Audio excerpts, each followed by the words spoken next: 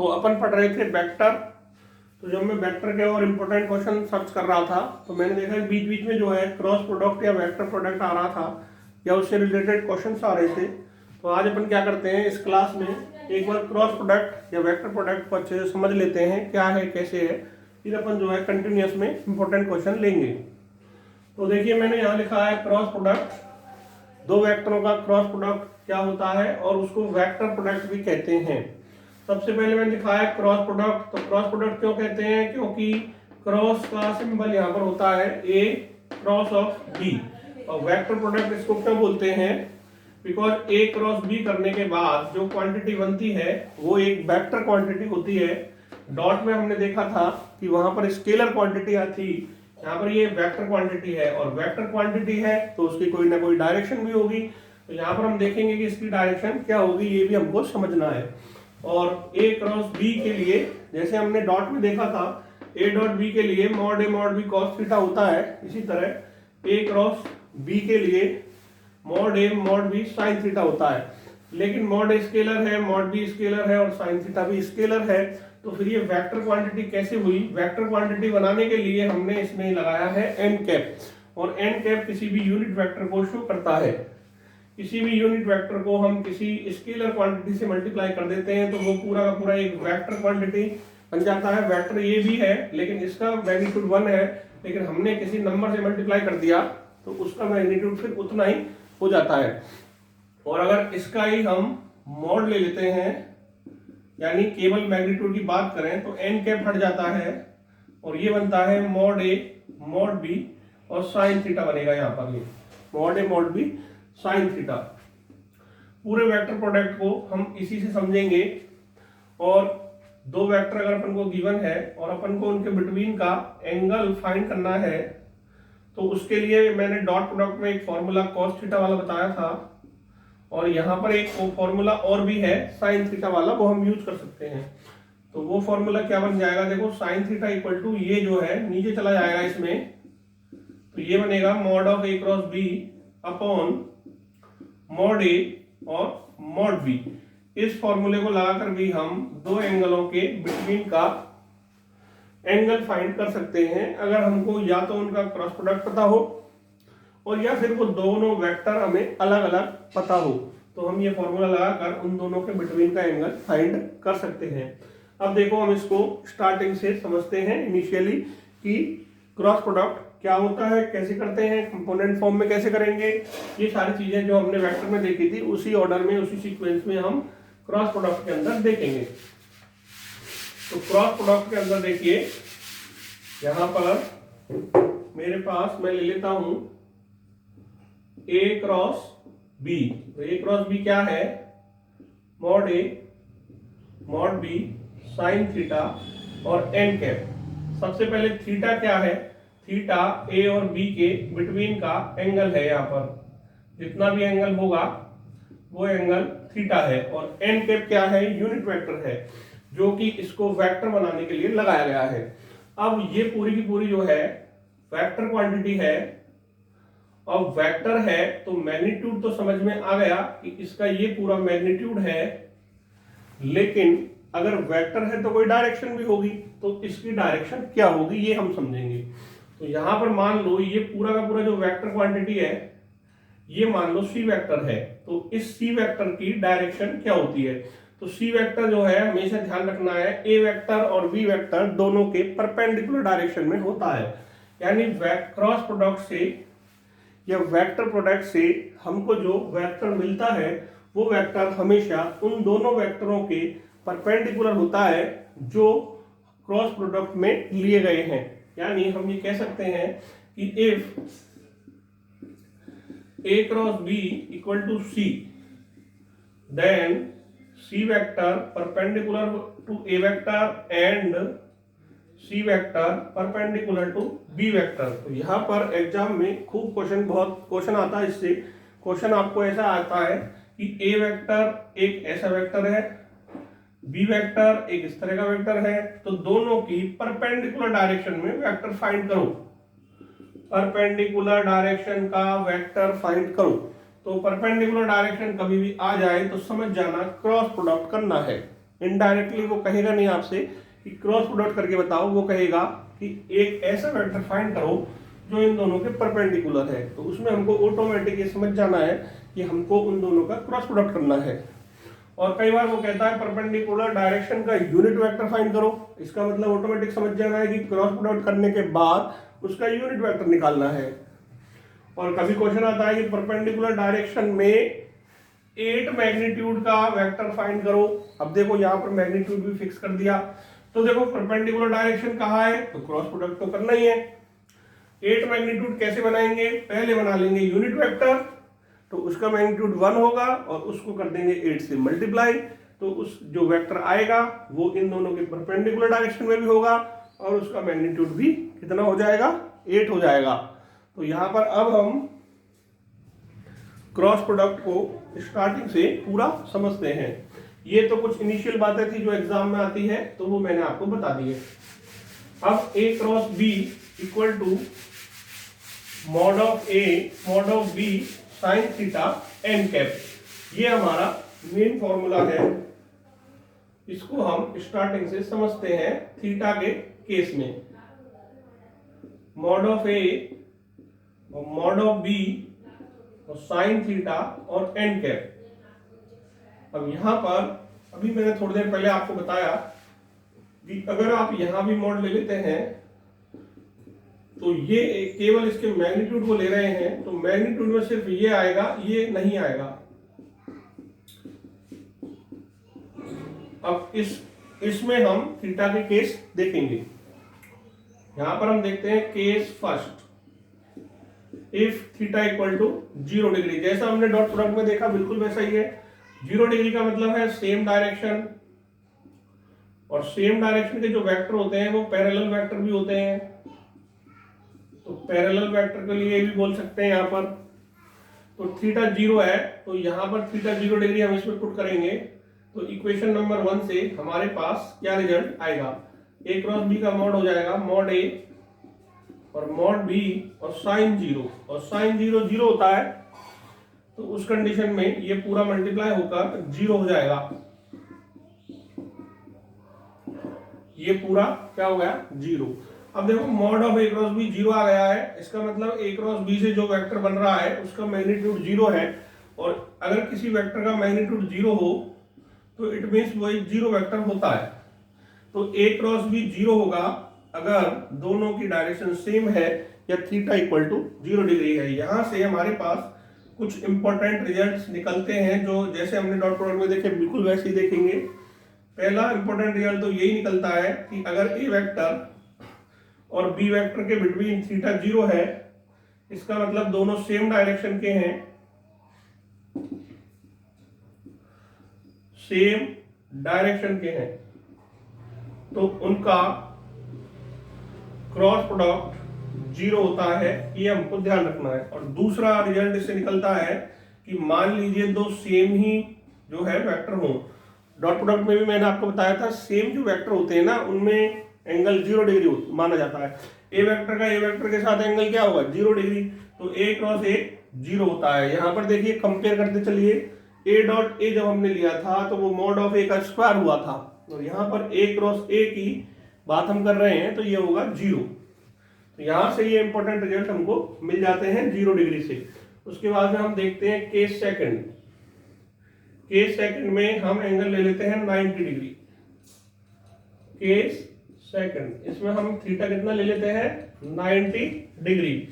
इसका मतलब ए वेक्टर और बी वेक्टर में 90 डिग्री का एंगल है, यानी यहां पर हम बात कर रहे हैं हम परपेंडिकुलर वेक्टरों की। यहां पर हम जैसे जैसे पढ़ते जाएंगे हम क्या करेंगे, डॉट प्रोडक्ट को भी साथ में कंपेयर करते चलेंगे।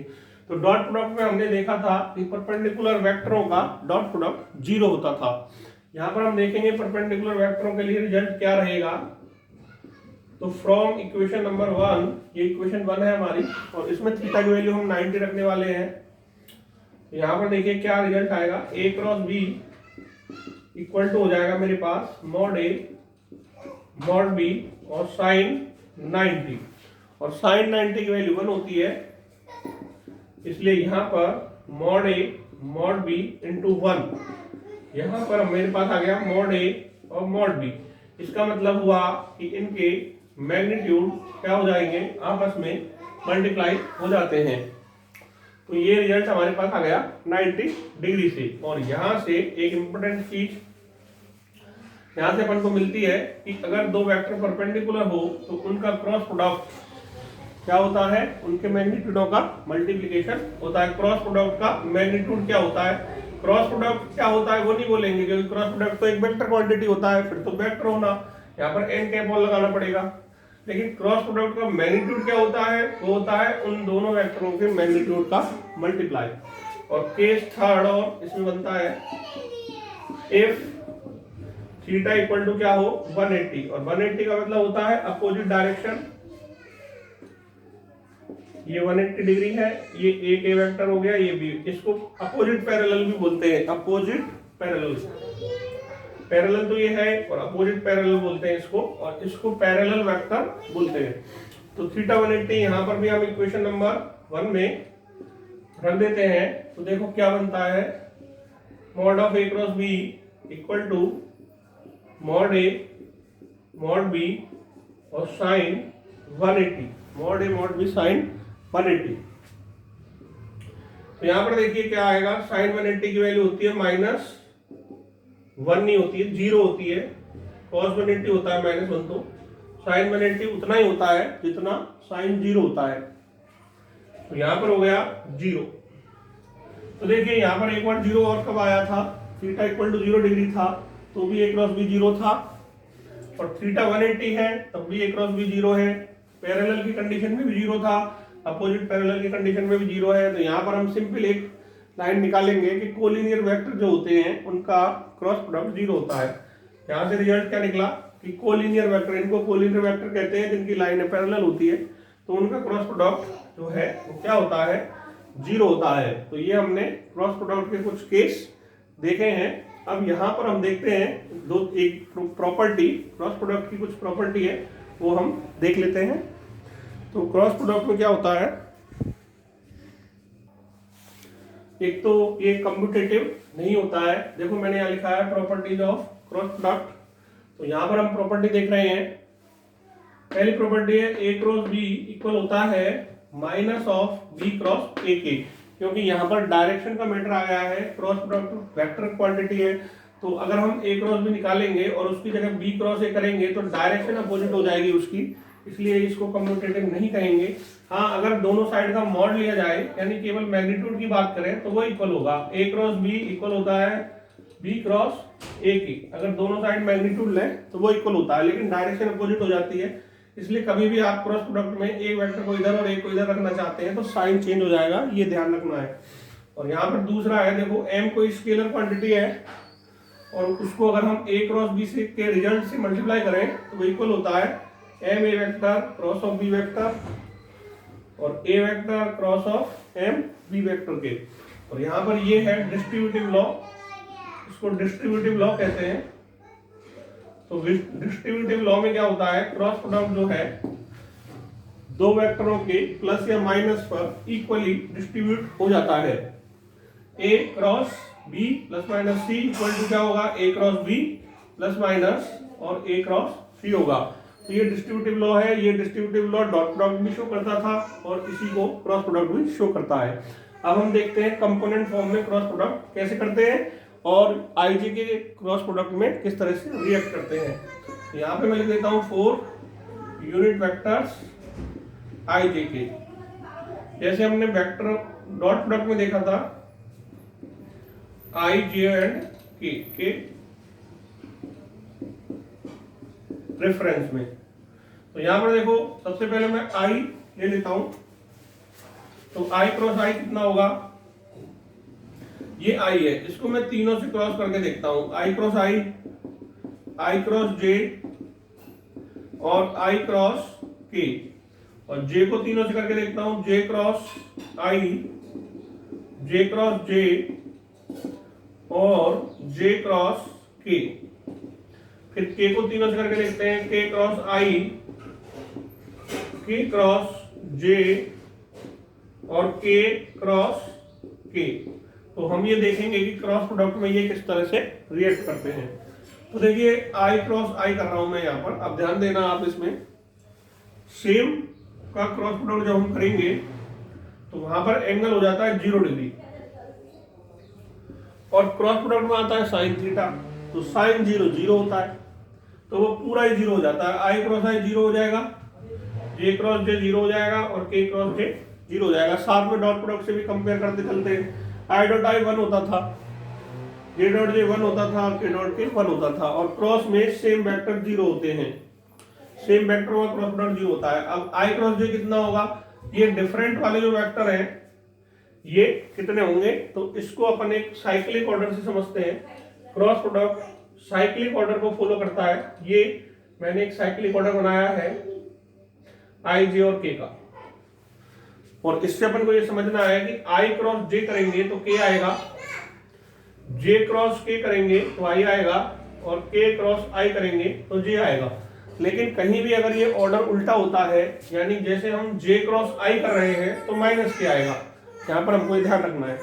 आई क्रॉस जे करेंगे तो के आएगा, यानी इसी ऑर्डर में करेंगे तब तो आएगा के, और जे क्रॉस आई किया यानी उल्टा ऑर्डर लिया तो माइनस ऑफ के आएगा, यानी साइक्लिक ऑर्डर को फॉलो करते हैं। तो आई क्रॉस जे तो के होगा, लेकिन यहां देखिए आई क्रॉस के, अब यहां पर मैं देखता हूं आई क्रॉस के, तो ये उल्टा ऑर्डर हो गया, तो माइनस ऑफ जे आएगा। इसी तरह जे क्रॉस आई, तो देखो जे क्रॉस आई है तो माइनस के होगा, और जे क्रॉस के, तो देखो जे क्रॉस के तो बिल्कुल वही ऑर्डर है, तो आई आ जाएगा सिंपल।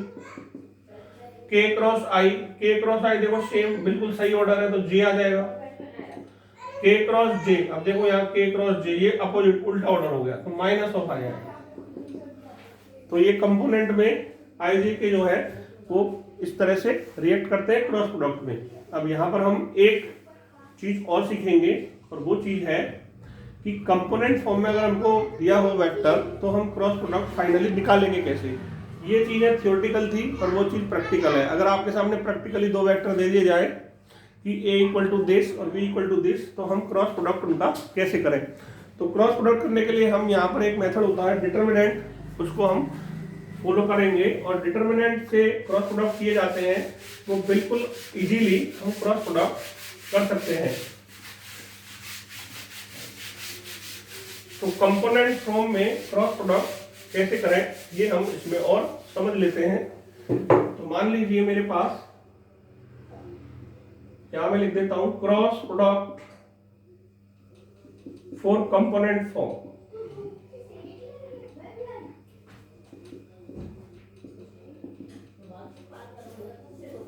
तो यहां पर देखो मेरे पास एक वेक्टर है a1i plus a2j plus a3k, और b वेक्टर है b1i plus b2j plus b3k, और मुझे फाइंड करना है a क्रॉस b। अगर डॉट फाइंड करना होता तो मैं डायरेक्ट i के कोएफिशिएंट को i से, j के कोएफिशिएंट को j से, k के कोएफिशिएंट को k से मल्टीप्लाई करता, लेकिन मुझे फाइंड करना है क्या, क्रॉस प्रोडक्ट। तो यहाँ पर हमें डिटर्मिनेंट मेथड का यूज करते हैं। डिटर्मिनेंट मेथड में क्या करते हैं, ऊपर फर्स्ट रो में आई जे के रखते हैं, और सेकंड रो में ए के कोएफिशिएंट लेंगे, सेकंड रो में बी के कोएफिशिएंट लेंगे। डिटर्मिनेंट सॉल्व करना सबको आता होगा, 12th क्लास में एनसीईआरटी का 4th चैप्टर है डिटर्मिनेंट, वो आपने पढ़ा होगा। तो इसमें क्या करते हैं, फर्स्ट रो के अलाउ अपन करते हैं, तो आई जिस रो के अलाउ कर रहे हैं, जो कंपोनेंट हमने लिया है उसकी रो और उसका कॉलम हिडन कर देते हैं, और इनको क्रॉस मल्टीप्लाई करके बीच में माइनस लगाना है, a2b3 माइनस a3b2, और यहाँ बीच वाला जो कंपोनेंट लेंगे तो ये साइन चेंज करके लेते हैं हमेशा, बिकॉज इसका i प्लस ए ऑड होता है, वहां डिटर्मिनेंट चैप्टर में हमने पढ़ा है। और इसमें देखो रो और कॉलम हिडन हो जाएगा a1b3 और माइनस a3b1, तो फिर प्लस के, फिर यहां देखिए रो और कॉलम जाएगा तो a1b2 माइनस a2b1। ये जो हमारे पास आएगा ये क्रॉस प्रोडक्ट आ जाएगा a क्रॉस b का कंपोनेंट फॉर्म में। पिछले एक वीडियो में मैंने एक क्वेश्चन भी लिया था जिसमें हमको वेक्टर प्रोडक्ट करना था 2 का, तो वहाँ हमने उसका एग्जाम्पल भी किया था। यहाँ पर एक चीज ध्यान रखनी है, ये जो वेक्टर है यहाँ पर बनेगा, ये वेक्टर इन दोनों वेक्टरों के परपेंडिकुलर डायरेक्शन का बनेगा, ये आपको हमेशा ध्यान रखना चाहिए। क्वेश्चन कभी भी आपसे कहे find the perpendicular vector with a and b, तो उसमें आपको क्रॉस प्रोडक्ट करना है। डायरेक्टली क्वेश्चन कभी भी ये नहीं कहेगा कि उसमें क्रॉस प्रोडक्ट करना है, ये अपन को खुद ही समझ जाना है। ठीक है बच्चों, क्रॉस प्रोडक्ट मैंने आपको पूरा समझा दिया है, आपको अच्छे से समझ में आ गया होगा। वीडियो को अच्छी तरह देख लेना और फिर हम आगे वेक्टर के इंपॉर्टेंट क्वेश्चन लेकर आता रहूंगा और फिर इसके बाद में हम दूसरा टॉपिक कोई स्टार्ट करेंगे।